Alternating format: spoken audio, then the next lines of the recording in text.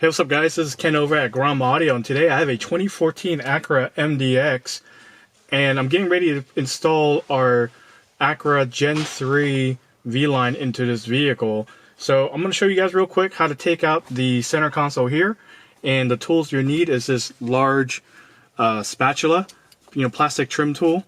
We have a 8mm socket on a ratchet, and then just a Phillips screwdriver.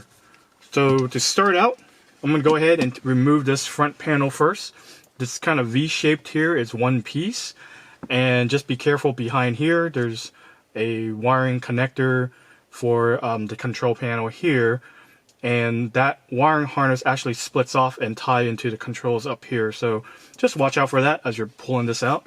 So I'm going to go ahead with the large plastic tool and just kind of go underneath here.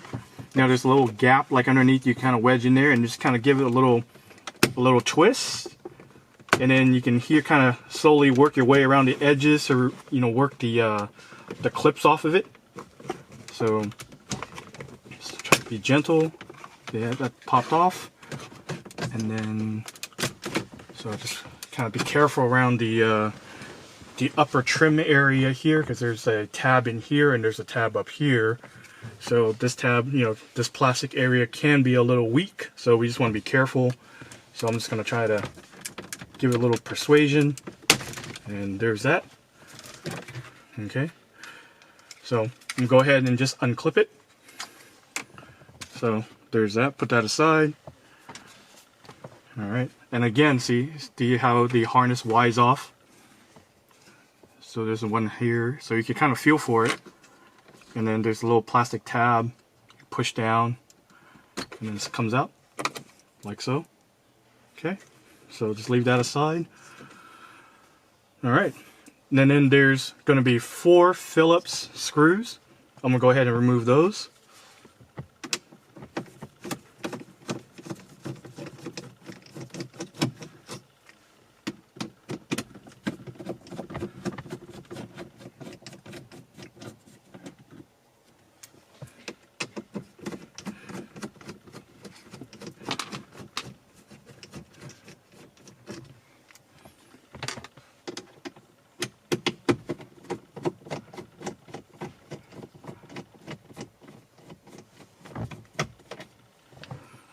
Alright, now below here there's 2 8mm bolts that you have to loosen. It's kind of hard to see. You can see it from the side of the vent here, but once you're taking it apart, you'll get a pretty good idea of how it looks like underneath here, and you can almost do it by feel. So I'm just going to go ahead and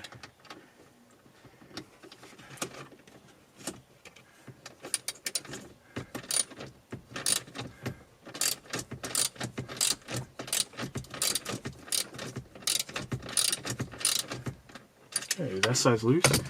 And you only need to loosen those. You don't have to remove them, because those 8mm bolts, they act like clamps. So once you loosen them up, you'll be able to slide the radio out.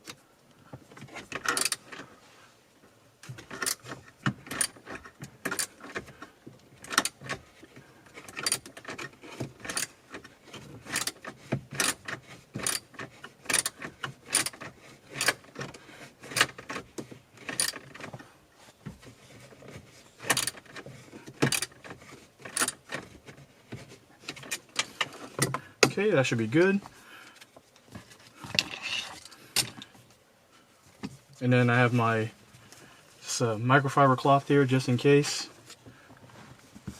And then should be able to just slide out. And then there are a few snaps in place for the upper trim piece here. So just be gentle.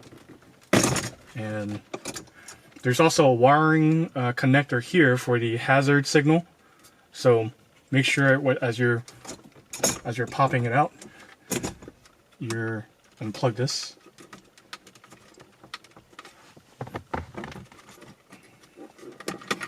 There's that. Okay. And if I flip the radio up a little bit, you can see the 8mm bolts that I was talking about right here. So you can see it's like a fork. It just slides into it, and you tighten it down. And there it is, guys. That's how you take out a 2014 Acura MDX, the Gen 3 radio.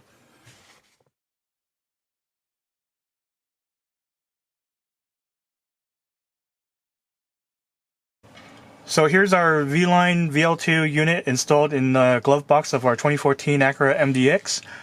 As you can see, it's mounted on top of the glove box here, and using some zip ties and some double side tape, I'm able to mount it to the top of the glove box.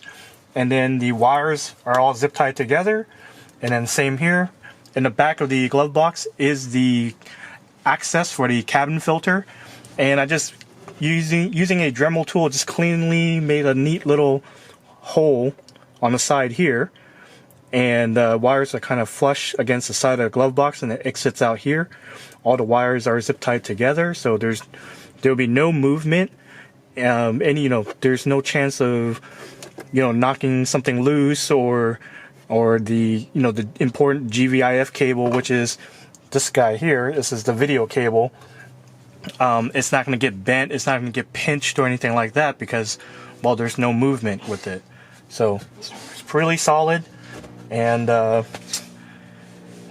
yeah, everything's good. So here it is, guys, mounting the V-Line in a glove box in our 2014 Acura MDX.